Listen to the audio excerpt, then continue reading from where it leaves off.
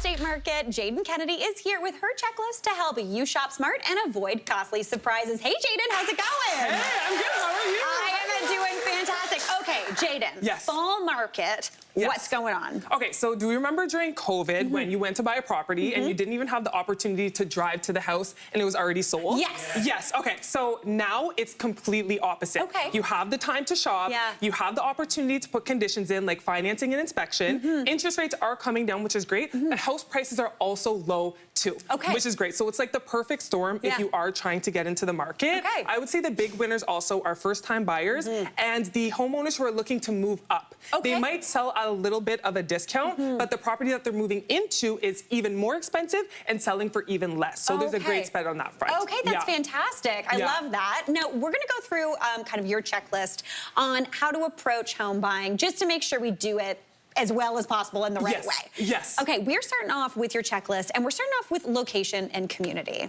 Yes, so location and community is super important because it's not just the property that you're buying, you're essentially buying into a community. So there's a few things you really want to consider. Something would be school zones, right? If you're in a good school zone, the value of your property is going to hold longer, and it will most likely sell for less than properties that aren't in quality school areas. And a lot of people actually look specifically for properties in designated areas, so it's important to keep that in mind.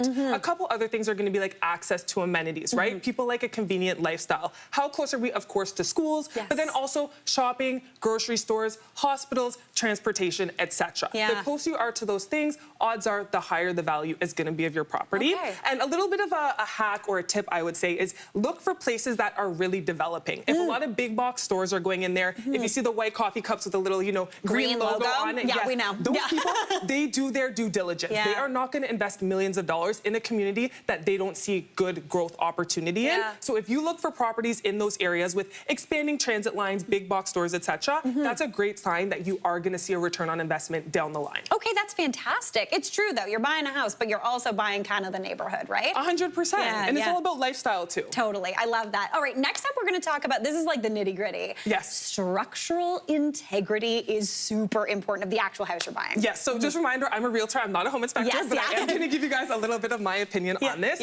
So once again, we find the property that we like, but we want to make sure that it's structurally sound because there's no point in buying a house in an area that you like if it's not going to be structurally sound. So for example, foundation, you want to make sure that there's no cracks, no leaks, etc. because if you have a faulty foundation, that could impact the structure of the entire house. You also want to take a look at a few big ticket items like the roofs, the windows, HVAC, and air conditioning. Now, those could cost tens of thousands of dollars, but what could also cost you is rentals. So a lot of people, when they purchase a property, they think, oh, I own the home, I own everything in it. But a lot of the time, there are rental contracts in the property, and you might actually assume the contract.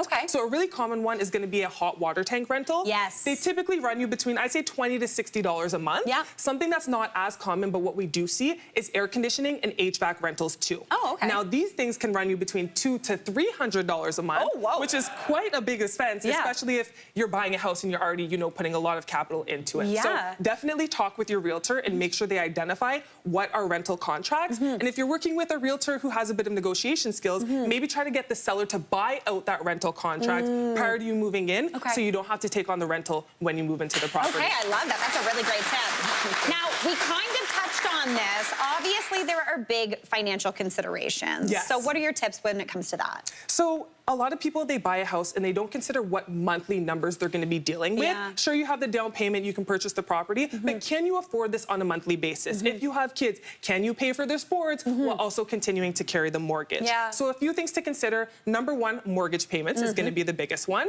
Then we have home insurance, we have utilities, and then we also have property taxes. A lot of people forget about property taxes. This could be tacked to your monthly mortgage payments, or you could potentially pay it annually. So you want to keep those in mind too. But then you also want to keep your goals in mind. If you're purchasing this property, is it going to suit your lifestyle needs a few years down the road? If it's not, run the numbers and understand what are going to be my realtor fees when I go to sell this property. Am I going to have enough proceeds to purchase another property down the line?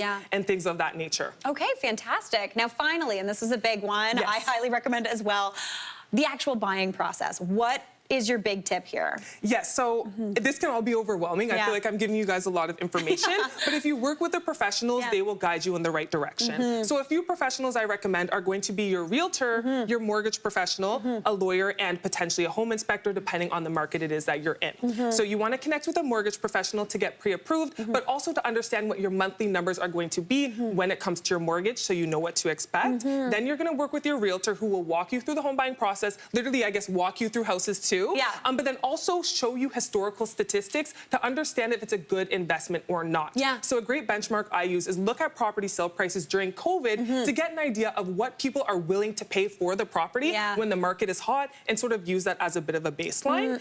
Then we have your lawyer, right? So you want to make sure when you're purchasing a property, there's no outstanding legal issues with the existing owner. So the lawyer will run what is known as title to make sure that everything is clear and you're good to go. They'll also facilitate closing. A lot of them are virtual post-COVID now, which is nice, which is convenient. And then make sure that the property looks the same as it was when you purchased as for closing. Because if, for example, someone takes out an appliance, we want to make sure that you get reimbursed for that appliance, right? 1,000%. Yes. Jayden, this was absolutely fantastic. Thank you so much for these tips. That was great. You're welcome. Hey, Mary here. What did you think? Drop your comments below, and don't forget to like and subscribe for more of the good stuff.